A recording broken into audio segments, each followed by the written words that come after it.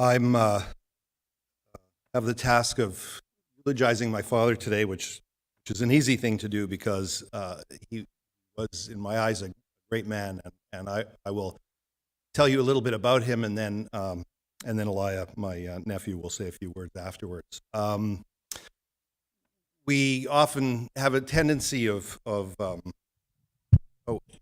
thank you.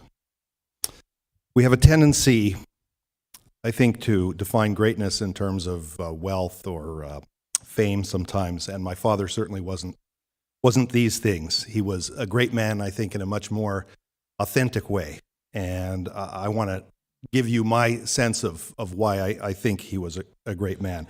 One of the core beliefs of my father was that every person was basically good. My dad was an incredibly trusting person, a very accepting person. He believed everyone had value. He believed everyone was interesting. It didn't matter who you were or what you did. My father had a deep respect, in fact, a very deep respect for people that worked hard, didn't make much money, but loved what they did, much like himself. Part of this belief, I think, came from some of his formative years living in communist Russia. My father would tell me that considering what the Jews went through in Eastern Europe, Russia wasn't a very prejudiced place because the Russians treated the Jews just as badly as they treated everybody else. He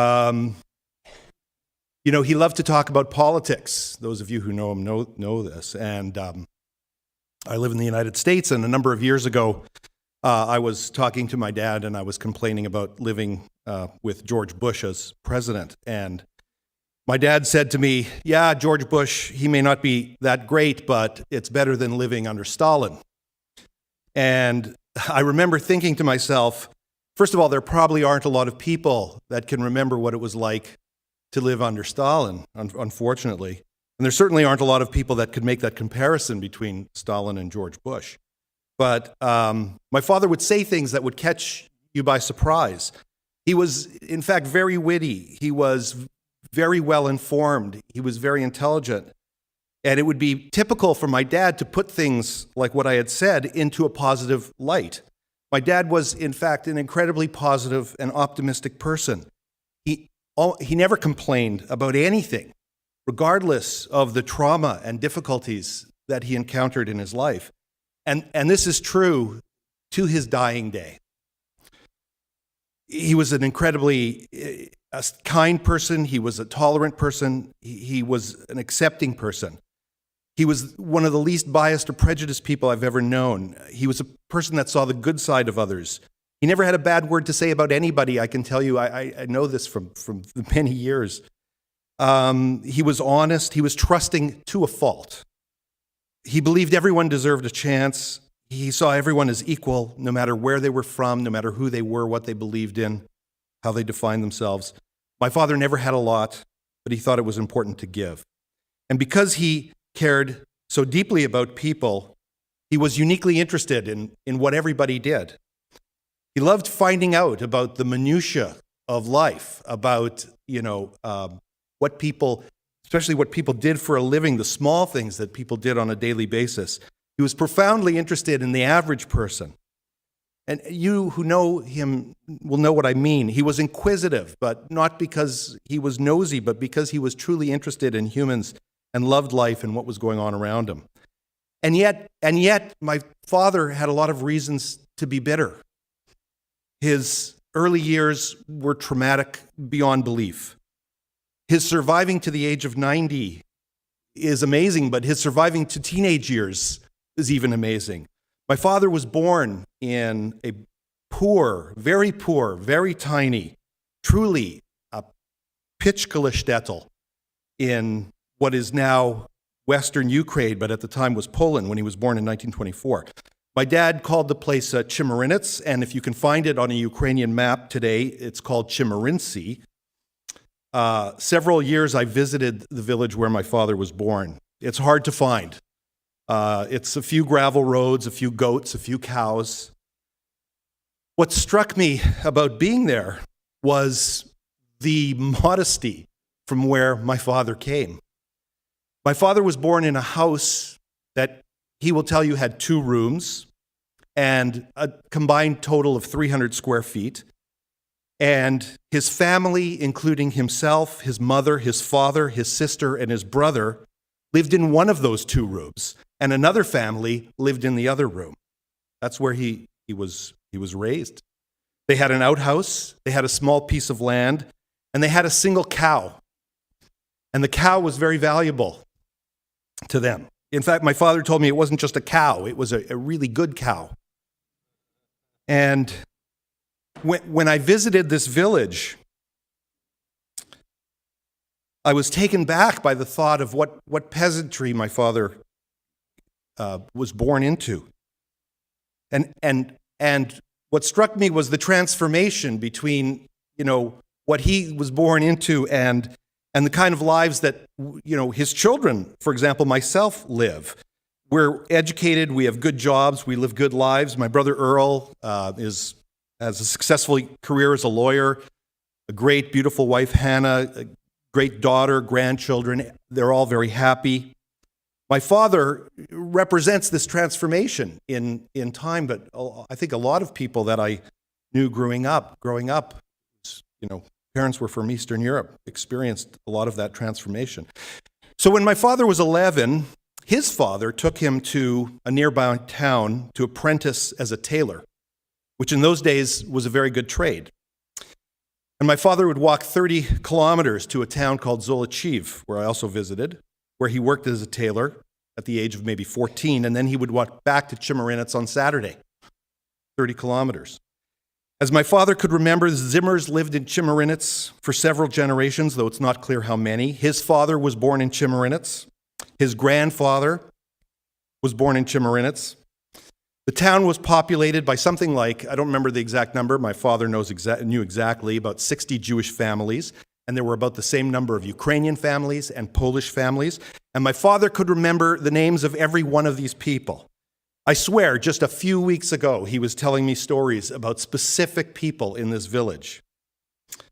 And these people were living their life, their agricultural existence together in peace, and then the Second World War occurred. And during the Second World War, my father's village was besieged by Nazis.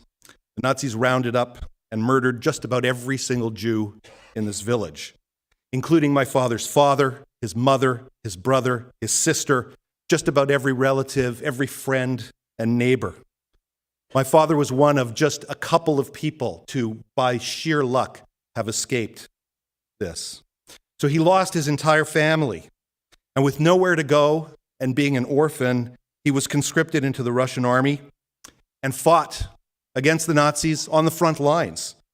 He fought on the front lines and he was shot and he was survived. I think 2 times he was shot and had bullet wounds and he survived. And the cow turned out to be an important piece of the story because after the war was done, and my father liked to tell this story, the Russians were allowing the Jews to reclaim some of their property that was lost. And this didn't amount to much because there weren't many Jews left around and they didn't have much property to begin with.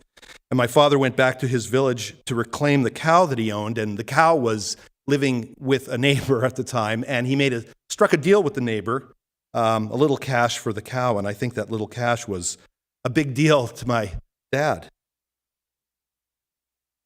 There was a surviving relative, maybe just one, a cousin, somehow found him after the war, and from what I understand, brought him some civilian clothes, and my father, they went to a rabbi's house, and my father changed out of his military clothes and put on his civilian clothes and somehow escaped and ended up in a refugee camp, what they used to call displaced person camp in Germany. And it was there at a wedding that my father met my mother. My mother says that one thing she liked about my father when they met at the wedding was that he was a good dancer. I guess he made an impression not just as a dancer, but on my mother's family, who themselves were escaping their own trauma from Eastern Europe. And my mother's parents promised to bring my father to Canada. And about a year later, from the humblest of beginnings, with the help of my mother's family, he made his way to Canada, and my mother and father married. And that was about almost 66 years ago. They lived on Selkirk at first, and they moved up in the world to Redwood, to Luxton, to Inkster, to Seven Oaks, eventually just off Leela.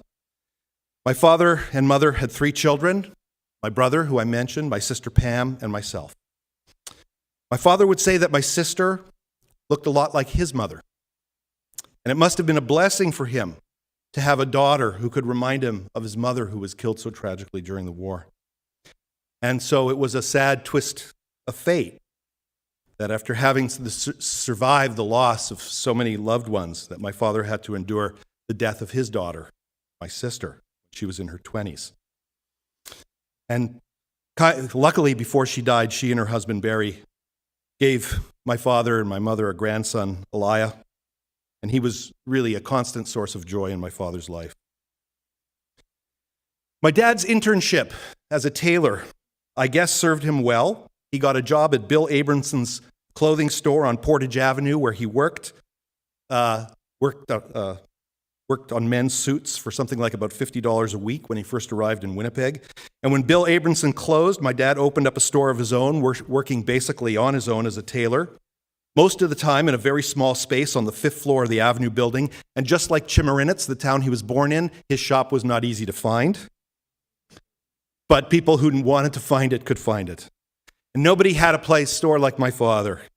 Those of you who knew him and were there know what I'm talking about. He had an unconventional business.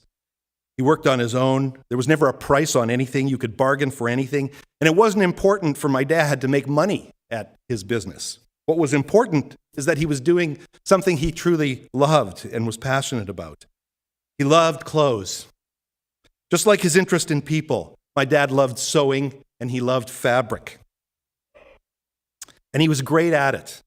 He was great at fitting suits, and he was interested in every stitch and every piece of fabric.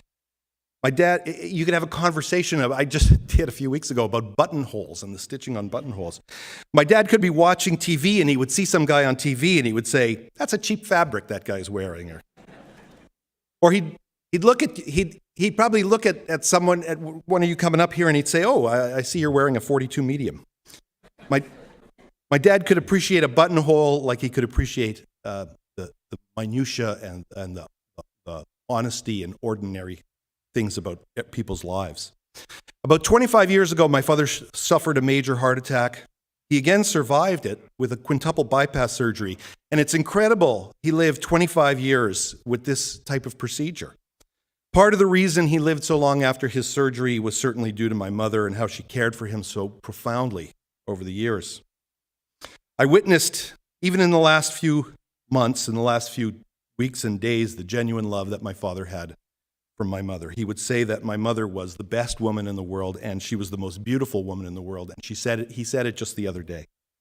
I saw last week my father lying in the hospital in terrible condition, how the sound of my mother's voice would make him smile.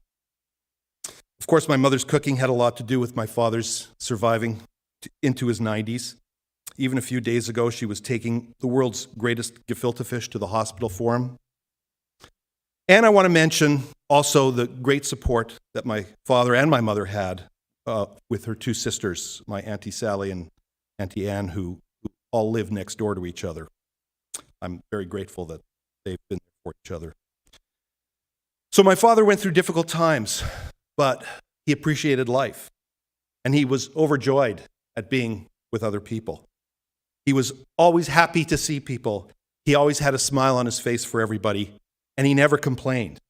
And he was still smiling even a few days ago. Nothing, even being close to the end of life, could put my father in a bad frame of mind. Just a couple of weeks ago, he was not looking very good. I was here, and he was in a very uncomfortable position. And I said to him, "Dad, are you okay?" And he said to me, "You know, son, I can't complain." And that's the way he led his life. He was a humble man. He was an honest man. He was hardworking. He loved sewing. He loved his family. He was quirky. And he was humorous. And he was witty. And so the world certainly was a better place for him being in it. And we're lucky that he survived what he did. And that's why I think he was a truly great person and really one of a kind person. And I think